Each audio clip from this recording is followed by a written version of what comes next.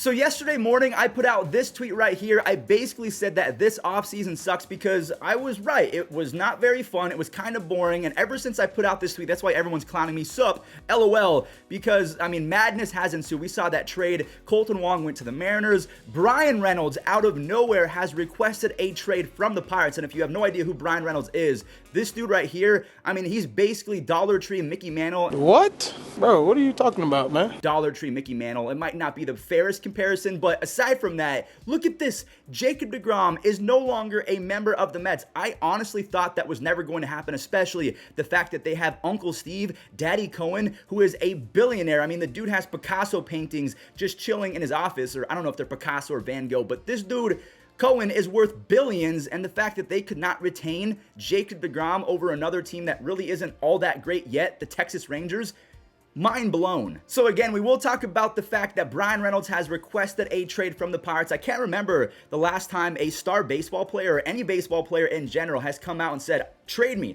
I do not want to play for you guys anymore. It happens a lot in the NBA. It happens sometimes in the NFL, but baseball, I've never really seen this. So we'll break that down in just a moment. Let's focus on one thing at a time. Jacob deGrom is getting 5 years, $185 million from the Rangers. He's getting $37 million a season up until he's about 40 years old. Now, one thing you do have to remember, $185 million is worth so much more in Texas and other states like Las Vegas. That's why I'm hoping that Las Vegas gets a team, because players and free agents are going to want to sign with teams like the Marlins or the Rangers, or if it was the Las Vegas Athletics, because $185 million is not going to be taxed as much as if you played for the Mets or the Dodgers, because California and New York, you're pretty much in the 50% tax bracket. Half of your contract is going to Uncle Sam. You are getting taxed up to you know what. So $185 million, he's probably going to get 150 to 140 million of that, as opposed to 95 to 100 if you played for the Mets or the Dodgers. So I guess at this point you have to ask yourself, is Jacob deGrom worth $37 million? And the answer unequivocally, in my opinion, is yes, because when Jacob deGrom is healthy, he is the best pitcher in baseball. And I'm not going to say it's not close, but Jacob deGrom at his peak, if we take a look since 2018 to 2022, he has a combined 2.05 ERA, a 2.14 FIP. He's only giving up 0.7 home runs per 9, so almost no one aside from Dansby Swanson is hitting home runs off of Jacob deGrom. He has a near 12.5 strikeouts per 9 because he has 876 strikeouts in 645 innings. Jacob deGrom, he's won a Rookie of the Year. He won back-to-back Cy Youngs in 2018 and 2019. But I guess the big question with Jacob deGrom is the health. Is he going to stay healthy enough to pitch 25-plus starts? We can see in 2021, he only had 15 starts. 2021, this was not a pandemic season like 2020 where, okay, he started 12, but that's because they only played 62 games or whatever it was, 60 games, maybe it was back in the pandemic year, but 15 starts. He had a 1.08 ERA. He had one blow-up start in 2022, so that's why his ERA is a little bit inflated, but just a season ago, he had a 14.3 strikeouts per 9, 102 strikeouts and 64 innings. Those are insane numbers. He has a 95 mile per hour slider. Both him and Hunter Green, they can throw it 100 to 102 pretty much any time that they want. They are the hardest throwing starting pitchers in baseball. You are getting modern day Pedro Martinez, and I don't think that's blasphemy to say. Jacob deGrom and Pedro Martinez, if you compare them pretty much pitch for pitch and ceiling for ceiling, Jacob deGrom, Pedro Martinez, they're some of the best right-handed pitchers that this game has ever seen. And again, I'm not being dramatic. That's a real thing. I thought this was pretty funny though. So yes, Jacob deGrom is getting the bag. The deGrom family, they're going to be okay for quite some time. But the Rangers rotation, it's Jacob deGrom, Martin Perez, John Gray. That's a pretty solid 1-2-3 punch. But then you have Odorizzi and Dane Dunning. They were horrific last year. Dane Dunning was a little bit better towards the end of the season. But this is what Jacob deGrom might feel like when he is on the Rangers, a Bugatti underneath a not so great structure, and then you have starting lineup. So here's Jacob deGrom, and then here's the rest of the rotation.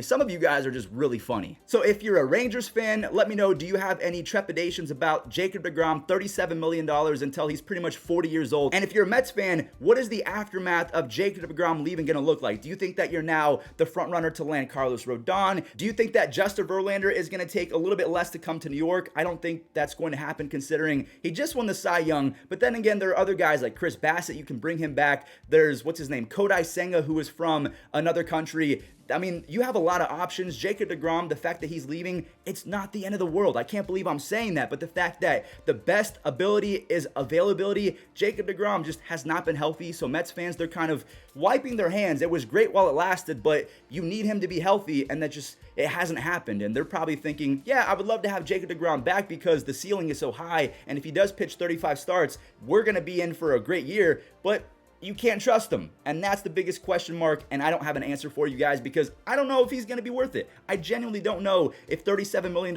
is a steal or it might end up being an albatross of a contract because he just, that arm in the back, they can't stay healthy. I mean, just pulling out names, you have Jonah Heim. I think that Jonah Heim and Jacob deGrom, that is going to be a fantastic battery. Jonah Heim is a pretty good offensive catcher, and defensively, he's very good at calling games. Adolis Garcia, Corey Seager, Marcus Semien. The Rangers are really going for it. They have young prospects like Josh Young, Jack Leiter, Kumar Rocker. Kumar Rocker, he was drafted by the Mets, then he failed a physical. So at one point, Jacob deGrom and Kumar could have been teammates for the Mets. Now they're going to be teammates going forward on the Rangers. Just, again, baseball. So I did want to spend a good amount of time on Jacob deGrom because he is worth it. He is essentially the Mike Trout, the Shohei Ohtani, the Aaron Judge of pitchers. Now let's talk about Dollar Tree version of Mickey Mantle. If you play MLB The Show, you know exactly what I'm talking about. I know MLB The Show in real life. But back in 2018, as a rookie, Bryan Reynolds absolutely bursted onto the scene with 37 doubles, 16 home runs. He had a 314 batting average with the 130 OPS plus. Then in the COVID season, he really fell off a cliff, a 275 on base percentage. But ever since that point, the last 2 seasons combined, he's hitting 283 with the 136 OPS plus. He has 54 doubles, 12 triples, 51 home runs, 152 RBIs, and 12 stolen bases. I mean, let's take a look at his baseball savant. So this was 2022. His defense, it did slip a little bit, but I believe that he is a Gold Glove center fielder. I think he just had a weird year where he was protecting his health because he probably understood, I'm Bryan Reynolds. I'm not going to be on the Pirates. I'm going to preserve my health so I can really showcase my skills for another team going forward. I mean, in 2021, look at this dude. He was almost an X-Red player. X-Red, that's just a fictitious stat that I came up with where all of your savant circles are red. I mean, he was crushing baseballs. He was getting on base via the walk. He wasn't striking out a lot. He was playing insane defense. He's really fast with top 12% sprint speed. Bryan Reynolds is a switch hitting superstar who also, he was drafted by the Giants? But yeah, Bryan Reynolds, I mean, he is one of the most affordable superstar players if you want to put him in that superstar conversation. Maybe because he had a down 2022, you put him in the star conversation. But to me, a switch-hitting Gold Glove caliber center fielder with insane wheels. He can hit 300 in a good year. He can hit 50-plus extra base hits. I mean, the fact that he's not even arbitration eligible until 2024, it is going to take a king's ransom to acquire the services of Bryan Reynolds. But teams like, I don't know, maybe the Yankees are in the running, maybe the Guardians. The Guardians desperately need a new center fielder. Miles Straw, nice guy, but he is not good at hitting baseballs. So Bryan Reynolds, a lot of teams, they have the capital, not only money-wise, but prospect-wise, to move on from the guys that they currently have. Build around Bryan Reynolds. I mean, honestly, he was drafted by the Giants. I could see them making a push for trading some of their top prospects. Maybe it's Marco Luciano. That would be a lot of fun. Bryan Reynolds, Aaron Judge, maybe they bring back Carlos Rodon. They could rebuild their entire future with a couple moves, and it could start with Bryan Reynolds. Then you can use that as a bargaining chip with Aaron Judge. Like, hey, we are really trying to impress you, my guy. We have re-signed Carlos Rodon. We've re-signed Jock Peterson. Well, they haven't re-signed Carlos Rodon yet, but I still feel like there's a good chance of him going back because he performed very well for them. But, hey, we traded for Bryan Reynolds. We're not worried about what we're going to be doing in 5 years. We want to win now, and we've acquired the tools to do so. So, Aaron Judge, come home. Now, last but not least, right-hander Kyle Gibson and the Baltimore Orioles are in agreement on a contract. The Orioles have done nothing this offseason but sign mid-player after mid-player. I'm talking about Franchi Cordero, Lewin Diaz. Kyle Gibson in 31 starts had a 5.05 ERA.